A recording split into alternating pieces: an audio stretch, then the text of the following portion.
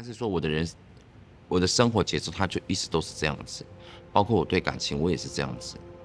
就是我是不是要做的比较多，我要做的比较辛苦，我要做的努力的比较多，我才跟其他的女生都是一样的。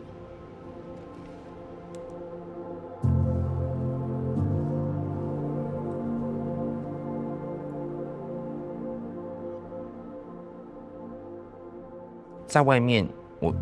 很多人常常在问我说，我被在学校遇到霸凌啊，在职场上面遇到霸凌。其实我讲真的，我爸爸给我的伤害远远超过这些霸凌。我只要有一点点像女生的样子，我就是被打，就是被打，就是一直被打的状态。所以我出社会跟我读书的时候，我一点都不害怕别人说我娘娘腔、人妖什么什么什么这件事。我幼稚园的时候都会偷带我妈妈的高跟鞋去学校，口红啊带去学校那种。所以我很小很小我就认为自己是女孩子，对。所以那时候老师告诉我爸说，我带这些东西去学校的时候，我回家就是被打这样子。你知道，我到现在还是很害怕看到那个小小的刀这样子。我爸以前真是用那个小小刀追我，所以因为我太像女生了，所以他要把我的下面割掉这样子。既然我想要当女生的话，他就把它割掉。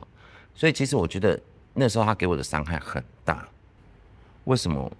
别人可以，为什么我不行？为什么我就不能变像女生？对，但是我也没有问过我的父母亲，为什么我不行？那个时候我的兵当来的时候，我妈妈很希望我去当兵，她以为我当兵的时候我可以变好，就是可以变回正常的，他们所谓的那种正常的孩子这样子。她就是跟我说，叫我一定要去当兵，我就说好，那我去当兵，我出来之后，你就要无条件的支持我，所以我们算是一个交换条件。然后我妈就说好，我就去当了1年的兵，回来之后，我妈说哦，好像更严重了，因为我妈妈以为我会就是变回，就是可能在这么阳刚的一个群体里面，我可能会变不一样，但是我出来之后没有啊，就是反而更女生，更像女生。因为其实我在军旅生涯的时候，其实军旅生涯的时候，其实我也是过得很开心。哦，是吗？其实我觉得你在里面，你只要配合大家，你就可以过得很开心，就比较不会被大家觉得你标新立异啊什么。其实我蛮有长官缘的，所以长官就也蛮挺我的。对，我也没有被欺负，因为我在当兵之前，有时候我就已经会剪头发了，所以我进去就是帮大家剪头发的人。我那个时候在里面其实也都是让大家就是我开心的那种开心的角色，对就是讲话会比较对，让大家觉得很好笑这样子。像我记得有一次我们要军歌比赛了这样子，然后我们就选了一首军歌叫做《夜袭》这样子。然后我们的那个班长就说有谁会唱这首歌这样子上来代唱这样子，我就举手就说啊我会唱这样子，因为我就很喜欢唱歌，我就说啊我会唱这样子。夜色漫漫，星月无关，我说预备唱，就被叫下去了。班长说你在你们唱抒情歌吗？也太有感情了吧。所以那时候我就被叫下去了。当兵的时候反而是更自由的感觉，对不对？对，就是我妈妈可能算错了，她真的真心觉得我进去会变不一样。我知道他们是很爱我们，但是我觉得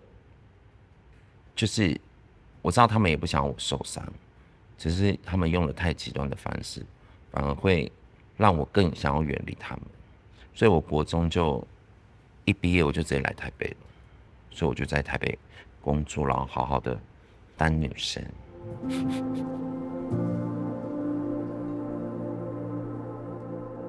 我刚开始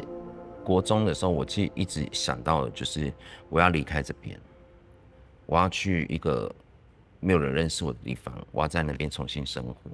我要在那边把自己照顾好，然后甚至是长大，或是做我自己想做的事情。所以我那个时候一直的想法是这样子，直到我回到，就是从台北工作回到部落，然后看见部落的需要的时候，我就觉得我好像有一个很莫名的使命感，我需要留在部落里面，陪部落的人一起做很多事情。我国小的时候就在帮人家洗头了，就去我们家附近的那个发廊啊，帮人家洗头这样。你知道我国小6年级我就可以帮家里买1桶瓦斯了。你看，然后我爸还用小刀追我，没有啦。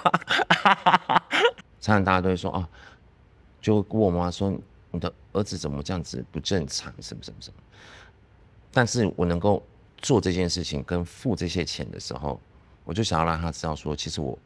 跟一般正常的人是一样的。所以其实我觉得在部落里面，我也是这样的角色。其实我从小，为什么我刚刚一直在讲到说，我从小一直都是在付出的那个人。我付出的原因只是因为我想要让大家知道说我没有不一样，我也是一般的人，我也是会打开眼睛、会呼吸、会吃饭、会上厕所的人，不是你们觉得所谓的正常人跟不正常的人。所以其实我觉得在社会上面也是一样啊。我不先做这件事情的时候，别人怎么会知道我到底行不行，我可不可以？所以我的习惯我都是先做，别人就会知道我在做什么。我先给，我先付出，别人就会知道说，原来我有在做这件事情，我有在做就是不用告诉别人你到底做了什么事情，让别人自己去看你在做什么事情，给彼此多一点时间哦。就是我们也没有不要强迫老人家他们去接受我们现在的样子，那我们也不要去违背我们自己，我们还是该做我们自己的样子。只是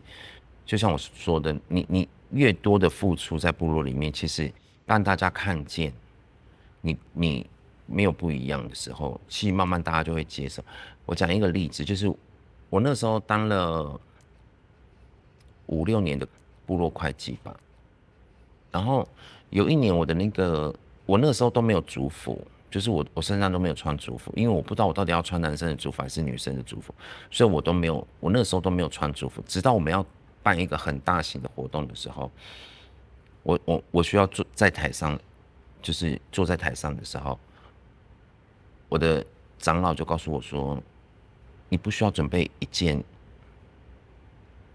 传统服饰嘛，这样子。但是我那时候心里想说，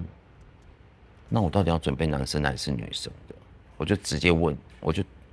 直接打破，我就直接问他，我就说：那你觉得我要穿男生的还是女生？你知道我们长老当下就回我说：如果你觉得你是女生，你就穿女生的；如果你是觉得你是男生，你就穿男生。我一听到这句话的时候，我就觉得我有被认同这件事情，我就马上去订了女生的衣服。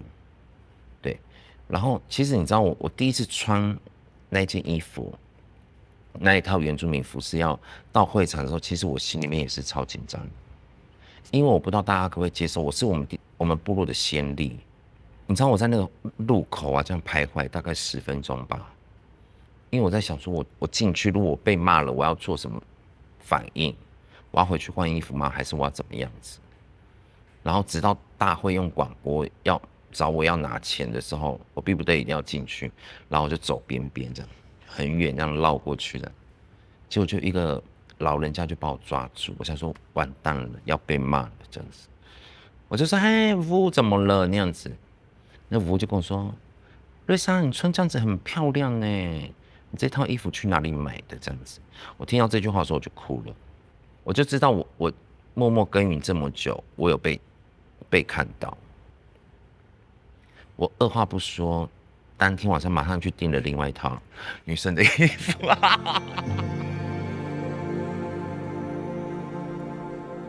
其实你知道，做胸部这件事情一直以来都是在我的人生蓝图里面，就是我应该要去完成的一件。因为我有了这个东西，我会更贴近女生的样子。这是我一直告诉我自己，就是我一定要去做这件事情。那做不来，第一个就是因为我怕痛。它其实占了大概80%有，然后再来就是家庭嘛，就是我身体发肤受之父母，我还是得跟我妈妈就是做一些小沟通这样子，因为毕竟这不是小手术，所以我那个时候还是有就是跟家里面的人稍微沟通一下。但是后面他们是支持了，就觉得说啊，我妈就说只要不要死掉都好，这样。而且你知道我妈妈多可爱吗？我做完回家的时候，我想说就回家休养这样子，然后我起床的时候，我妈就炖了那个花生猪脚汤这样子，我妈就说给我补一下奶水这样，我就说现在医术没有技术好到连乳腺都做了。不用喝到花生猪脚汤，一般的汤就可以了。你看到妈妈做这些事情的时候，你还是会心里面有一点感动，就会觉得，不管我怎么样子，你还是一直在我背后支持我，甚至是就是鼓励我这样子。认同你的这个决定。对，到我要进去手术室的时候，其实我妈妈还是有打电话跟我说，就是要我加油啊。我也是回到家的时候，我妈才告诉我说，哦，我要手术前的时候，她有去庙里帮我去拜拜啊，什么什么什么的。就是其实我妈也，她表面上面她不想接受，但是她私底下又做了很多支持我的事情。所以那个时候，其实我做手术的时候，在我合上眼的那一刹那，其实我脑中浮现的就是我一定要活着，然后我活着之后，我一定要好好的更爱我妈妈这样子。我曾经有跟我妈妈聊过天，我就说为什么你们不让我做这件事情？他们就是有告诉我，就是他们也害怕我在以后读书啊，或是工作上面会遇到一些问题，或是被欺负，就是父母亲还是会担心的。对，所以那个时候其实听到这句话的时候，其实我就已经把那件事情已经放下了。其实他们也是都很爱我，只是他们用的爱错了，方法用错。所以其实我小的时候我也是就是有一点恨我爸爸。直到我爸爸走的时候，其实我爸那时候我爸在我国小2年级的时候走掉的。但是其实我现在还蛮想念他，也是想要告诉他说，我现在即便像女孩子，但是我也可以把自己照顾得很好。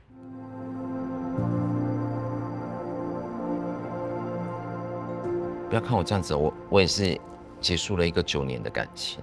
但是这9年的感情我也是遍体鳞伤把自己用到就是现在回想都会觉得自己怎么那么的这么傻，有时候只是为了想要证明自己好像很强，跟一般女生一样，她们可以做到的我也可以做到，除了不能生小孩而已。那